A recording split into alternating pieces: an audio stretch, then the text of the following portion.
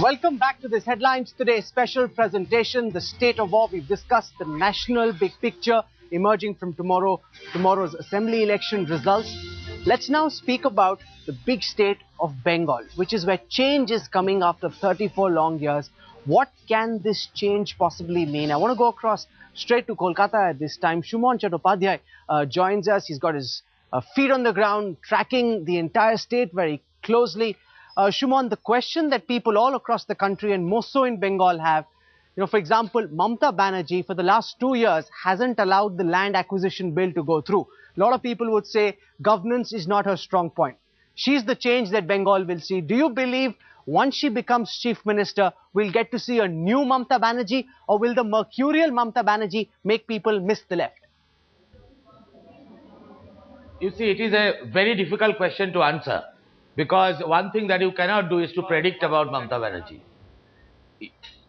Only yesterday I was talking to some of the senior Trinamool Congress leaders who are very close to Mamata Banerjee, and I asked them this question about Land Acquisition Act, what will happen to the act now that they will be coming to power in Bengal. They said, and each one of them said, that we will remain steadfast in our opposition to government intervention in this matter. What Mamata wants, that for private industry, land acquisition has to be done by the private party themselves, and the government should not have any say in this matter. But that is a kind of a situation which will lead Bengal into a further kind of problems, because in Bengal, unlike Haryana or Western UP or Punjab, the lands are fragmented, and it is not possible for any industrial group to acquire and talk to so many people for acquisition of land. So I don't think that Mamata is going to change her stand overnight. It will need a lot of persuasion on the part of Congress, on the part of Manmohan Singh and Pranab Mukherjee, before she can be turned around. Paranjoy, Mamata Banerjee is the reason, in large part, why India doesn't have a Land Acquisition Act so far. She blocked it at the cabinet. We don't have a new act.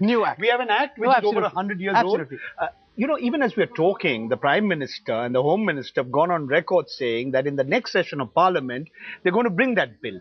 Now, this bill says that whenever land has to be acquired for industrial projects, 70% of it would have to be acquired by the concerned private corporate body or promoter, and the government could acquire 30%.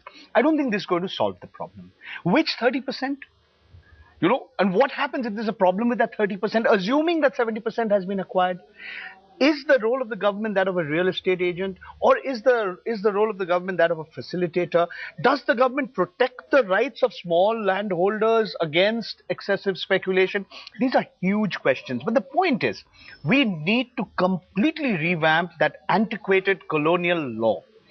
And I think there has to be a consensus. And I think if Mamata Banerjee comes to power, or her party comes to power in West Bengal, they'll have to, think about what needs to be done. Because so far, it's only really the Trinamool Congress that has been opposing the new provisions of the Land Acquisition Act. But the point is, they're not saying what they want. Oh, absolutely. That's the problem. They're saying they're opposed to certain provisions, but they're not suggesting an Which is fine if you're in opposition, but when you come in government, you must have clearly stated stands on these issues. Mamata Banerjee's opposition is very Bengal specific, for the simple reason that most land in Bengal happens to be very fertile. That's the first thing. You don't have the type of wasteland as you get in Gujarat, for example, which enables them to make large acquisitions, and even whether it's private or by the public sector. Now, the other issue as Mamata Banerjee has to confront is that a lot of people in Bengal who are the small fragmentary holders are basically first generation landholders, courtesy the Operation Barga of the CPM. And it was that CPM's core constituency which turned against them because they didn't want to be appropriated. And the final point is, ironically, Mamata Banerjee might seem to be taking a very cussed, sort of ultra-left position. Actually, I believe she's upholding the right of private property, which is about time someone did that quite forcefully. 1 minute. Against arbitrary appropriation, which is what you've seen in Uttar Pradesh, where instead of for roads and highways, you have large stretches being given over to the builders.